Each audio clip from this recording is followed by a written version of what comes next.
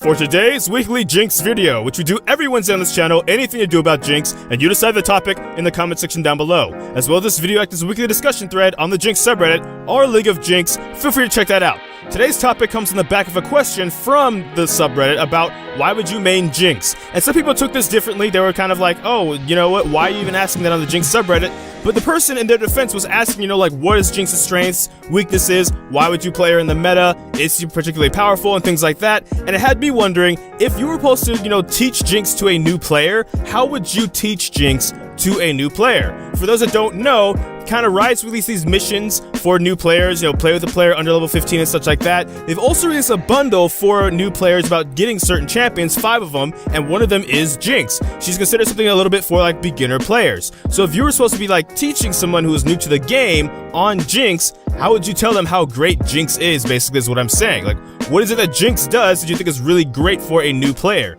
I, for example, one of the reasons I kept playing Jinx at the beginning was because I liked the fact that no matter how late the game went, I felt like I was always relevant in the game because she scales later in the game. So if for some reason we weren't winning, we were getting stomped but knew how to turtle and defend, I could eventually scale up and then be relevant later in the game. The game wasn't over, I just fall off and I'm never able to do anything ever. On top of that, if I am doing well, I can take that power that she has and snowball it and actually just be able to win a game that much harder. So for me, that's one of the major reasons, or one of the first things I would tell somebody about Jinx, without even having to actually physically play Jinx, is that when it comes to the game, if you're losing or you're winning, I think she definitely has a place in both those scenarios. Unless, of course, the game's completely lost and you're just getting stomped and it's time to just surrender and get on to the next game.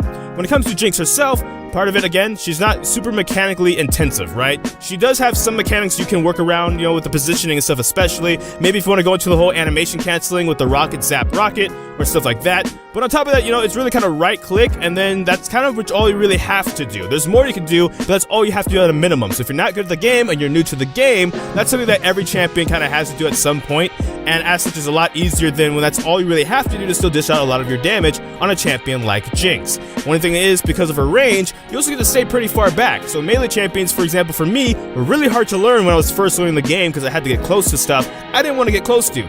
Jinx doesn't. She has range, a lot of range, and I would recommend using it. So, those are probably the big 2 ones I would say, but I think this video is kind of opinionated based off of you watching the video and your opinion. What are some things you would teach a new player about how to both play Jinx and then using Jinx to play the game in general? That's all for this video though. Kind of a quick video, I apologize, but I don't know which video will be next, so I can have a lot of kinks. So until this time, take care. GG, get Jinxed. Thank you for watching. Enjoy pizza responsibly.